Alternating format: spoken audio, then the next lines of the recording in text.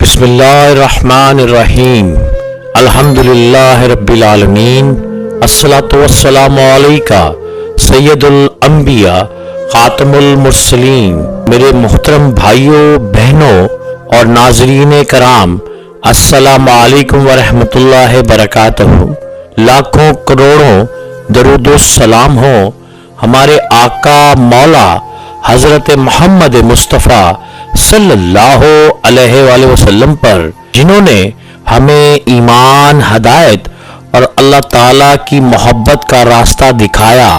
آج ہم ایک ایسی عظیم خاتون اسلام کے حالات زندگی بیان کریں گے جن کا نام سنتے ہی عبادت، اخلاص، تقوی اور محبت الہی ذہن میں تازہ ہو جاتی ہے۔ یہ عظیم ہستی حضرت رابعہ بصری رحمہ اللہ ہیں۔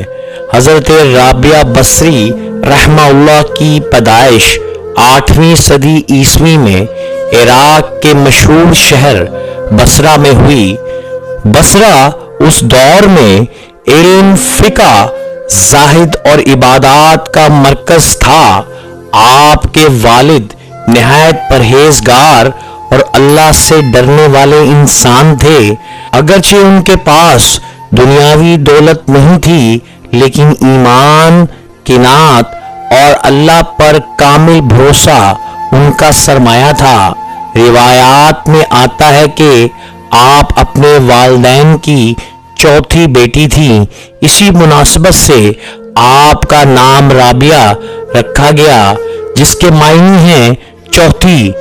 گھر میں غربت ضرور تھی، لیکن اللہ کی یاد، نماز، شکر اور صبر کی دولت موجود تھی۔ حضرت رابعہ بصری رحمہ اللہ نے بچپن ہی سے اپنے والدین کی عبادت، سادگی اور اللہ پر توکل کو دیکھا۔ یہی ماحول آگے چل کر ان کی شخصیت کی بنیاد بنا۔ کچھ عرصے بعد بصرہ میں سخت قحط پڑا۔ حالات اتنے خراب ہوئے کہ بہت سے خاندان بکھر گئے۔ ان دنوں حضرت رابعہ بصری کے والدین اسی دنیا سے رخصت ہو گئے۔ غربت اور بے سہارا زندگی نے کم عمری میں ہی ان کے صبر کا امتحان شروع کر دیا۔ یہ وہ مرحلہ تھا جب ایک ننھی بچی کے پاس نہ والد کا سایہ تھا، نہ ماں کی شفقت۔ لیکن اللہ تعالیٰ اپنے نیک بندوں کو آزمائشوں کے ذریعے بلند درجہ عطا فرماتا ہے۔ قرآن کریم میں ارشاد ہے، بے شک مشکل کے ساتھ آسانی ہے۔ سورہ شرح آیت نمبر 5 اور 6۔ حضرت رابعہ بصری کی زندگی ہمیں یہ سبق دیتی ہے کہ اگر انسان حالات کے بجائے اللہ پر بھروسہ رکھے تو آزمائش بھی اس کی روحانی ترقی کا ذریعہ بن جاتی ہے۔ اے اللہ، ہمیں بھی حضرت رابعہ بصری جیسا اخلاص، صبر، عبادت کا شوق اور اپنے رضا کی طالب عطا فرما، آمین۔ اگلے حصے میں ہم بیان کریں گے کس طرح قحط کے بعد آپ اپنی بہنوں سے جدا ہوئی، غلامی میں پہنچی اور اللہ نے کس طرح ان کے لیے آزادی اور عزت کے دروازے کھولے۔ تو محترم ناظرین، ایک دفعہ پھر درود پاک کا ورد کر لیتے ہیں۔ اللہم صلی علی محمد و آل محمد۔ الحمدللہ رب العالمین، الصلاۃ والسلام علیکہ سید الانبیاء خاتم المرسلین۔ میرے محترم بھائیوں، بہنوں اور محترم ناظرین کرام، جیسا کہ میں نے پچھلے حصے میں حضرت رابعہ بصری کی پیدائش، ان کے نیک والدین اور ابتدائی زندگی کا ذکر کیا تھا، آج ہم ان کی زندگی کے ایک انتہائی آزمائش بھرے دور کا تذکرہ کریں گے۔ والدین کے انتقال کے بعد بصرہ میں شدید قحط پڑا۔ لوگ بھوک اور تنگ دستی کا شکار ہوئے اور بہت سے خاندان بکھر گئے۔ انہی حالات میں حضرت رابعہ بصری اپنی بہنوں سے جدا ہو گئیں۔ تاریخی روایات میں اس جدائی کی تفصیل مختلف انداز سے بیان ہوئی ہے، لیکن اس بات پر اتفاق ہے کہ آپ نے اپنی زندگی کے ابتدائی دور میں سخت مشکلات اور تنہائی کا سامنا کیا۔ اسی دوران ایک شخص نے انہیں پکڑ کر غلامی میں فروخت کر دیا۔ یہ زندگی کا بہت سخت مرحلہ تھا۔ ایک معصوم اور نیک بچی اب ایک غلام بن چکی تھی۔ آپ کے مالک نے آپ سے دن بھر سخت مشقت دی، مختلف کام کروائے جاتے۔ حضرت رابعہ بصری اللہ سے نہ شکایت کرتی اور نہ شکری کرتی۔ آپ صبر، خاموشی اور اللہ تعالیٰ پر کامل بھروسے کے ساتھ ہر آزمائش برداشت کر لیتی۔ جب رات ہوتی اور سب لوگ سو جاتے تو حضرت رابعہ بصری وضو کرتی، نماز ادا کرتی، سجدوں میں گر جاتی اور اپنے رب سے راز و نیاز کرتی۔ آپ کی عبادت دکھاوے کے لیے نہیں بلکہ خالص اللہ تبارک تعالیٰ کی رضا کے لیے تھی۔ اہل تصوف کی بعض مشہور روایات میں ذکر ملتا ہے کہ آپ راتوں کو نہایت عاجزی سے اللہ تعالیٰ سے دعا کرتی اور یہ کہتی، اے اللہ، اے میرے رب، تو جانتا ہے کہ میرا دل صرف تیری محبت میں لگا ہوا ہے۔ اگر میں آزاد ہوتی تو ہر لمحہ تیری عبادت میں گزارتی، لیکن تو نے مجھے جس حال میں رکھا میں اسی پر راضی ہوں۔ یہ لفظ مختلف صوفیانہ کتابوں میں نقل ہوئے، تاہم اس کی سند حدیث کی طرح ثابت نہیں، اسی لیے انہیں نصیحت اور تاریخی روایات کے طور پر بیان کیا جاتا ہے۔ حضرت رابعہ بصری کی زندگی ہمیں یہ سبق دیتی ہے کہ انسان کی اصل عزت اس کے مال، منصب یا آزادی میں نہیں بلکہ اس کے ایمان، صبر اور اللہ تعالیٰ سے تعلق میں ہے۔ قرآن مجید میں اللہ تعالیٰ فرماتے ہیں، اور جو اللہ سے ڈرتا ہے اللہ اس کے لیے نکالنے کا راستہ بنا دیتا ہے اور اسے وہاں سے رزق دیتا ہے جہاں سے اسے گمان بھی نہیں ہوتا۔ سورۃ الطلاق آیت نمبر 2 اور 3۔ یہی وعدہ حضرت رابعہ بصری کی زندگی میں بھی جلوہ گر ہوا۔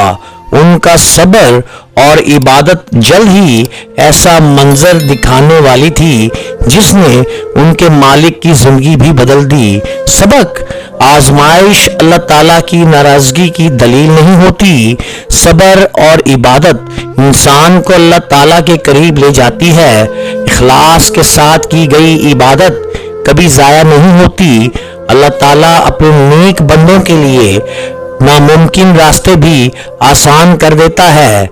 اگلے حصے میں ہم بیان کریں گے کس طرح حضرت رابعہ بصری اللہ کی رات کی عبادت نے ان کے مالک کے دل کو بدل دیا اور پھر انہیں غلامی سے آزاد کیا۔ تو اگلا حصہ شروع کرتے ہیں۔ اس سے پہلے پیارے دوستو درود پاک کا ورد کر لیتے ہیں۔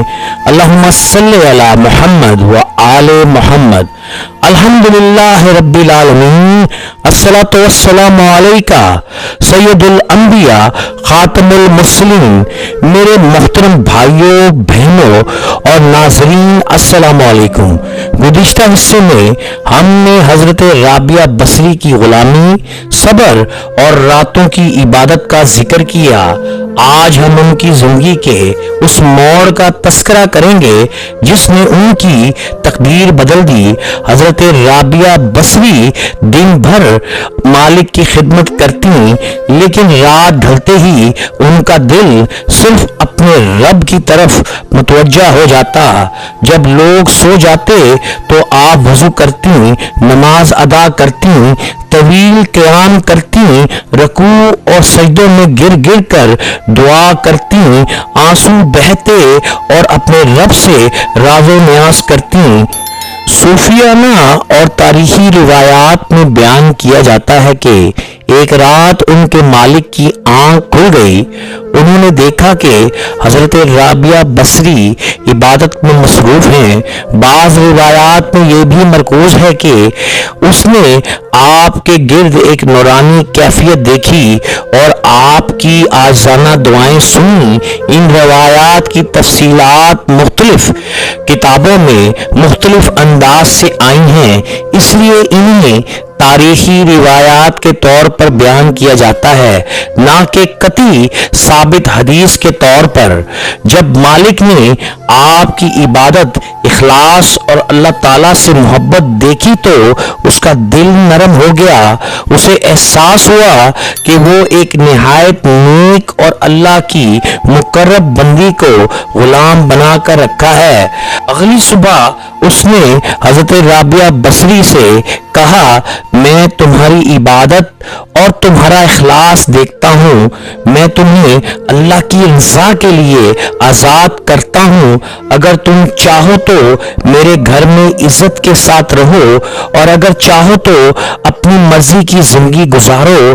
حضرت رابعہ بصری نے آزادی کو قبول کیا لیکن دنیاوی آسائشوں کو اختیار نہیں کیا۔ انہوں نے تنہائی، عبادت، ذکر الہی، تلاوت قرآن پاک اور اللہ تعالیٰ کی محبت کو اپنی زندگی کا مقصد بنا لیا۔ ان کی زندگی ہمیں یہ سبق دیتی ہے کہ جو شخص ہر حال میں اللہ پر بھروسہ رکھتا ہے، اللہ تعالیٰ اس کے لیے ایسی راہیں کھول دیتا ہے جن کا وہ تصور بھی نہیں کر سکتا۔ اللہ تعالیٰ قرآن مجید میں ارشاد فرماتا ہے، اور جو اللہ پر بھروسہ کرے تو وہ اس کے لیے کافی ہے۔ سورہ طلاق آیت نمبر 3۔ حضرت رابعہ بصری کی آزادی صرف جسمانی آزادی نہیں تھی، بلکہ یہ ایک ایسی روحانی زندگی کا آغاز تھا جس نے انہیں زاہد، تقوی اور محبت الہی کی عظیم مثال بنا دیا۔ اس حصے سے حاصل ہونے والے اسباب: خاص عبادت انسان کو اللہ کے قریب کر دیتی ہے۔ نمبر 2، صبر اور اخلاص کبھی ضائع نہیں ہوتے۔ نمبر 3، اللہ تعالیٰ چاہے تو دشمن کے دل کو بھی نرم کر دیتا ہے۔ نمبر 4، دنیا کی آزادی سے زیادہ قیمتی دل کی آزادی اور اللہ کی رضا ہے۔ اگلے حصے میں انشاءاللہ ہم حضرت رابعہ بصری کی زاہدانہ زندگی، ان کے مشہور نصیحتیں، عبادت کا معمول اور اللہ تعالیٰ کی محبت کے بارے میں ان کے اقوال کو مسنورہ تاریخی روایات کی روشنی میں بیان کریں گے۔ تو میرے بھائیوں اور ایمان والی بہنوں، حصہ شروع کرنے سے پہلے ایک دفعہ پھر درود پاک کا ورد کر لیتے ہیں۔ اللہم صلی علی محمد و آل محمد۔ الحمدللہ رب العالمین، الصلاۃ والسلام علیکہ سید الانبیاء خاتم المرسلین۔ میرے محترم بھائیوں اور ایمان والی بہنوں، گزشتہ حصے میں ہم نے بیان کیا کہ کس طرح حضرت رابعہ بصری غلامی سے آزاد ہوئیں۔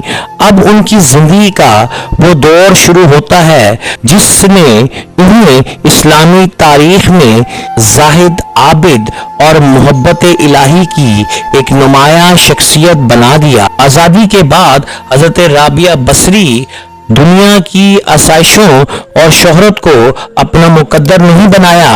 انہوں نے ایک سادہ زندگی اختیار کی۔ ان کے گھر میں دنیاوی سامان بہت کم تھا، مگر ان کا دل اللہ کی محبت سے مسرور تھا۔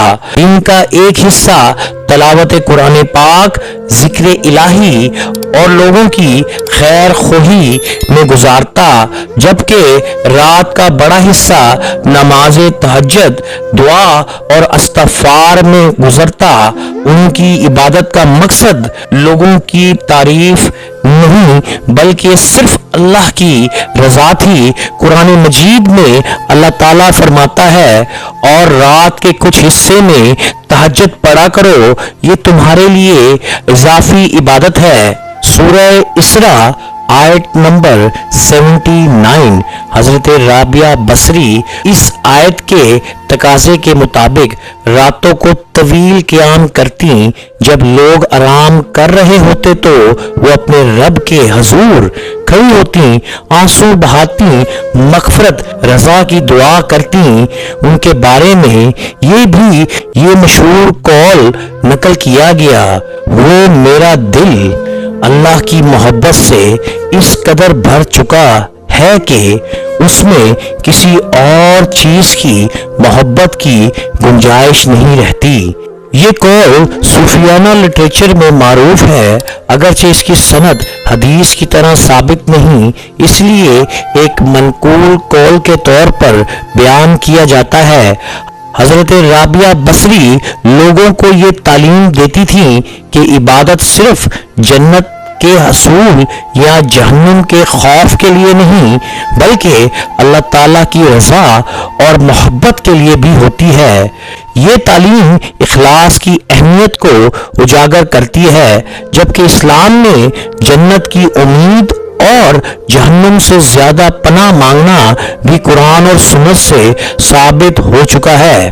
وہ اکثر لوگوں کو نصیحت کرتی کہ اپنے دل کو دنیا کی محبت سے پاک کرو، کیونکہ جب دل اللہ کی محبت سے بھر جاتا ہے تو انسان کو دنیا کی چمک دھمک متاثر کر دیتی ہے۔ ان کی سادگی کا یہ عالم تھا کہ اگر کوئی قیمتی تحفہ پیش کرتا تو اکثر اسے قبول کرنے کی بجائے اللہ پر توکل کو ترجیح دیتی۔ ان کی نظر میں اصل دولت ایمان اور اللہ تعالیٰ کی قربت تھی، اس حصے سے حاصل ہونے والے اسباب۔ اخلاص ہر عبادت کی روح ہے۔ دنیا کی محبت سے زیادہ اہم اللہ تعالیٰ کی رضا ہے۔ تہجد اور ذکر الہی ایمان کو مضبوط کرتے ہیں۔ سادگی اور توکل انسان کو روحانی سکون دیتا ہے۔ اگلے حصے میں حضرت رابعہ بصری کی ملاقاتیں، ان کی حکمت بھری نصیحتیں اور اس دور کے علماء اور عبادت گزاروں پر ان کے اثرات کا تفصیلی بیان پیش کریں گے۔ تو پیارے دوستو، اس سے پہلے درود پاک کا ورد کر لیتے ہیں۔ اللہم صلی علی محمد و آل محمد۔ بسم اللہ الرحمن الرحیم۔ الحمدللہ رب العالمین، الصلاۃ والسلام علیکہ سید الانبیاء خاتم المرسلین۔ میرے محترم بھائیوں، ایمان والی بہنوں، گزشتہ حصے میں ہم نے حضرت رابعہ بصری کی عبادت، زاہد اور اللہ تعالیٰ سے بے مثال محبت کا ذکر کیا۔ اب ہم ان کے اس دور کا تذکرہ کریں گے جب ان کی نیکی، تقوی اور اخلاص کی شہرت بصرہ اور اس کے اطراف میں پھیل گئی۔ اس زمانے میں بصرہ علم و فقہ کا ایک بہت بڑا مرکز تھا۔ بہت سے علماء اور فقہ سے تعلق رکھنے والے لوگ، زاہد اور عابد، عبادت گزار وہاں موجود رہتے تھے۔ حضرت رابعہ بصری کی تقوی بھری زندگی سے متاثر ہو کر بہت سے لوگ ان کی خدمت میں حاضر ہوتے تھے، ان سے نصیحت حاصل کرتے تھے اور اپنی روحانی اصلاح کی کوشش کرتے تھے۔ تاریخی اور صوفیانہ روایات میں یہ ذکر ملتا ہے کہ حسن بصری سمیت بعض اہل علم سے ان کی ملاقاتوں کے واقعات بیان کیے گئے، تاہم ان ملاقاتوں کی بعض تفصیلات کے بارے میں اہل تحقیق کے درمیان اختلاف پایا جاتا ہے۔ اسی لیے انہیں قطعی تاریخی حقیقت کے بجائے منقول روایات کے طور پر بیان کرنا زیادہ درست ہے۔ حضرت رابعہ بصری لوگوں کو بار بار اخلاص کی تلقین کرتی تھیں۔ وہ فرماتی تھی کہ انسان کی نیکی اس وقت قبولیت کے زیادہ قریب ہوتی ہے جب وہ صرف اللہ تعالیٰ کی رضا کے لیے ہو، نہ کہ لوگوں کی تعریف حاصل کرنے کے لیے۔ قرآن مجید میں اللہ تعالیٰ فرماتا ہے، حالانکہ انہیں صرف یہی حکم دیا گیا تھا کہ خاص اللہ ہی کی عبادت کریں۔ سورہ البینہ آیت نمبر 5۔ آپ नसीहतें फरमाया करती थी, जब तुम तन्हाई में हो तो ये ना समझो कि कोई नहीं देख रहा, बल्कि ये याद रखो कि अल्लाह ताला हर वक्त तुम्हें देख रहा है। ये नसीहत इंसान के अंदर तकवा और अल्लाह ताला की निगरानी का एहसास पैदा करती है। हजरत राबिया बसरी अपनी इबादत पर कभी फख्र नहीं करती थीं। वो हमेशा अल्लाह ताला से दुआ करती थीं कि उनकी इबादत कबूल फरमाएं, क्योंकि उन्हें मालूम था कि कबूलियत सिर्फ अल्लाह के फैज़ से ही होती है। उनकी मजलिस में आने वाले लोग दुनियावी मसाइल से ज्यादा अपने ईमान और आखिरत की फिक्र सिखाते थे। वो लोगों को उम्मीद, सब्र, तौबा और अल्लाह पर तवक्कल की दावत देती थीं। अगर हम अपनी इबादत, तलावत, नमाज, रोजा, सदका सिर्फ अल्लाह ताला की रजा के लिए करें तो यही अमाल हमारे लिए निजात का जरिया बन सकते हैं। आप देख रहे हैं आतिफ वसीम इस्लामिक। अगर आप चाहते हैं कि इसी तरह की ईमान अफरोज वाक़यात अहले ईमान के लिए इल्म और हिदायत पर मबनी बयानात मुसलसल आप तक पहुंचाते रहें तो हमारे चैनल को सब्सक्राइब करें, वीडियो को लाइक करें और ज़्यादा से ज़्यादा शेयर करें। तब तक के लिए इंशाअल्लाह अपने भाई आतिफ को इजाज़त दीजिएगा। अस्सलामु अलैकुम व रहमतुल्लाहि व बरकातुहू।